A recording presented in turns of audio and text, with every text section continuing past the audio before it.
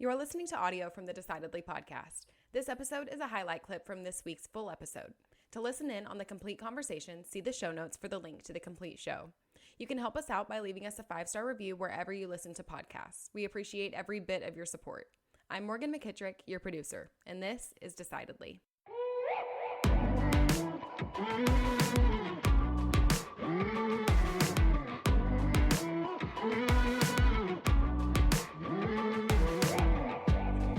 Look at your work in emotional intelligence. How are you using that to help people make better decisions? Oh, love this question. All right, so I'm going to give you an example. I'm working right now with a national organization. I don't even know what their revenues are. It's got a B in it. It's definitely billions. And their leadership team is about 65 strong. And I did an emotional intelligence assessment specific for leaders for each one of them. Each one of them got a 1-hour debrief, and we really looked at the trends of the organization, all of that. It was really fascinating to see, how all of the strengths that they were clearly good at hiring for, because there were so many of their leaders were strong in problem solving and things like that. So the first thing to answer your question is you have to understand your own wiring. If you want to be more influential with others, if you want to help people make decisions, if you want to, if you're a leader in an organization, the more you understand about what has influence over you, the better you are in a position to influence somebody else. And so there's outside influences, right? Like Cialdini writes about in his book, Influence. We know that if 10 people are walking down the street and one of them looks up at a building, we're just going to probably keep walking by. But if all 10 look up at that same building, we want to know what's there. That's social proof. And so there's lots of things that have influence over us.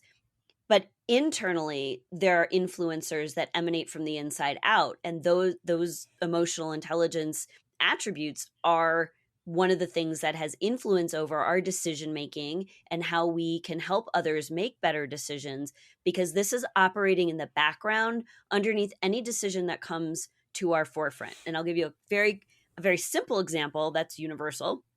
But if I have a meeting downtown, my wiring, which is high optimism, low reality testing, I mentioned that combination earlier, that wiring, no matter what my situation is what's underlying the reason why I don't check Google Maps until I'm already in the car. Okay? That's what high optimistic people and low reality check people do. It's, it affects my decision. At least you're checking it. Small, I mean, you ever been driving with someone, they're halfway there and they go, okay, so when do I turn? You're like, yeah, you didn't assign me any duties. I didn't know. I didn't know you didn't know where we were going. Most of the time I have a vague idea of where I'm going. So I go and then I do what you just said. And I'll turn on the GPS after I've missed the exit is usually when that happens. But that's an example. Like, how can I help somebody make a better decision if I'm in the dark about some of the things that affect my own decision making, and as simple as leaving in time for a meeting because there might be traffic, right? So that's a little tiny minuscule example. Now let's multiply that out for a company or a health issue or a relationship decision. Those are the big decisions that you've got to make.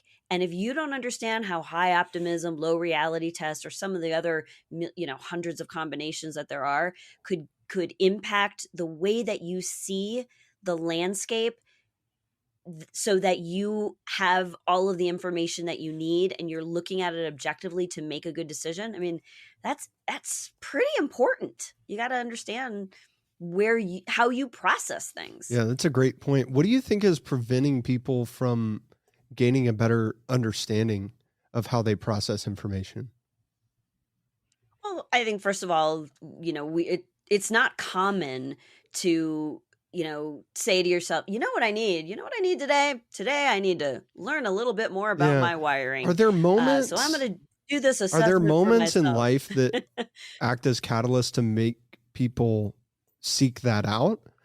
Well, I think absolutely. I mean, certainly in the example I gave you with my client, because all of these individuals are in leadership roles, the company, asserts that, okay, we want to further develop our leaders. We want you to know your blind Yeah. spots. We're not going to leave you with that. We're going to offer you the development options that you need to be the best leader you can be, because that's good for the company.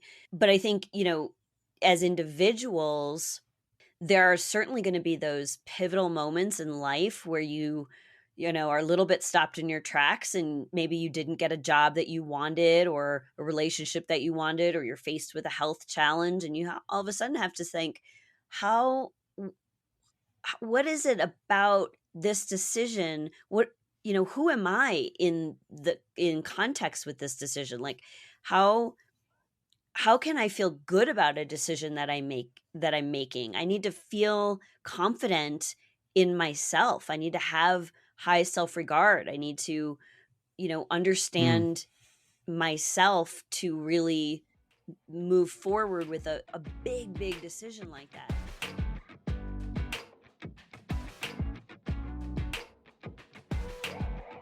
Yeah, I think that coach, mentor, counselor role is so important, especially with big choices, right? Big choices that have big consequences. In my practice as a financial advisor, whenever people come to me with a big, maybe scary choice or a very excited choice, usually they have a big decision to make, and they have some emotions wrapped around that decision that are going to change the trajectory of that decision-making process. And they may not know it. A lot of times they don't. Sometimes they do. But I'll walk them through this process that Doug Lennox came up with, called the 4 R's. He's the author of Moral Intelligence, so almost kind of like what we're talking about, just a little bit different. And the first thing is to recognize the emotion that we're feeling, right? And I think that is what most people think of as the beginning and end of emotional self-awareness. Oh, well, if I'm just aware of my emotions, I'm good, right? Now I can proceed to completely ignore them, but at least I'm aware, or I can discredit them, or I can be very aware of exactly how they're influencing my decision, and I'm going to do the bad thing anyway. Well, the first thing is recognize, and then the second is reflect. Okay, well, I'm feeling anxious about this decision, and that is coming from a place of maybe insecurity, maybe uncertainty. Where is that anxiety coming from? Maybe it's coming from something completely unrelated to this decision that's just weighing on me and in this moment. And then the third is to reframe. Okay, hey, so let's take an example of, someone who is ready to quit their job. Oh, they had a really bad week at work. They're just mad. They're ticked off. They think, the world, is not doing them any favors. I'm going to leave this job. Okay, well, stop. What am I feeling? I'm feeling upset. I'm feeling, maybe more precise than upset, I'm feeling disrespected by a boss who didn't recognize, my talents, or didn't, cheer me on enough, or didn't appreciate my hard work and my accomplishment. Oh, okay. Well, that's causing me to have a bad attitude every single day and show up and isolate myself slowly amongst my coworkers. And now I feel more dejected and I feel more disrespected. So, what I can do is I can reframe that and say, you know what, if I were to dedicate myself to this company that's provided me with a paycheck and a roof over my head, and et cetera, then I can accomplish good things just like I have in the past. And so then we get to the 4th R, which is respond. And so maybe you still quit the job. Maybe you go, you know what, I could change my attitude. I could change how I'm feeling. Even if I did, I would still want to quit, but at least I'm not going to quit mad.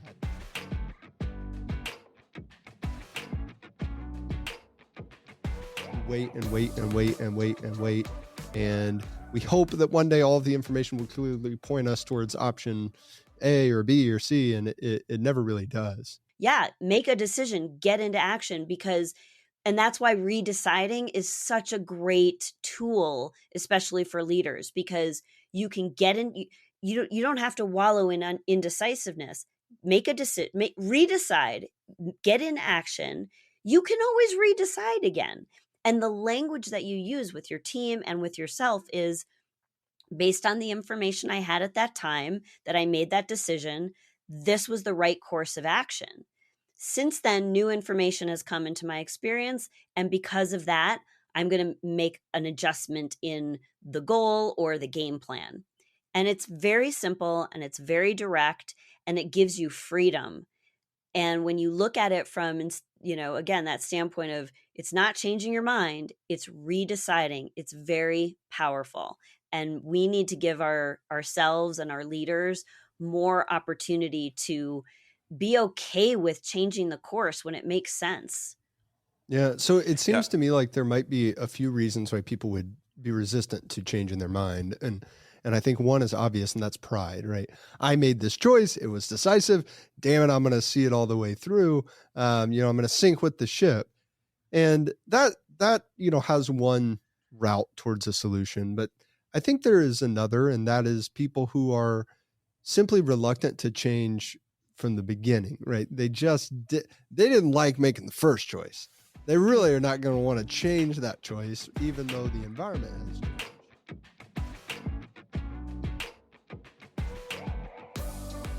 There's decisions that we make for ourselves, our families, our companies, our clients, and just reminding ourselves to be open to new possibilities and making sure that we are keeping that channel open for everybody we're in communication with, so that when they are making good decisions, they feel powerful in their decisions. That's really, I think, the best service that we can provide is being an expert in our role. We know the right questions to ask somebody so that they can make the good decisions for themselves. And then, they can make new decisions if it's necessary, right? Like some decisions, just stick with it.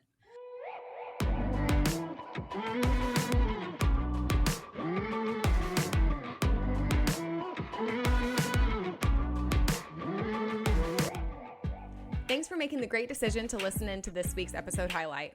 If you want more of what you just heard, see the show notes for the full episode. As always, for the latest decision-making tips, find us on decidedlypodcast.com or on Instagram @decidedlypodcast. And be sure to sign up for our weekly newsletter from the link in the show notes. Don't forget to leave us a 5-star review as well. We read all of your comments, so if you learned some decision-making tips today, let us know. Until next time, this is Decidedly.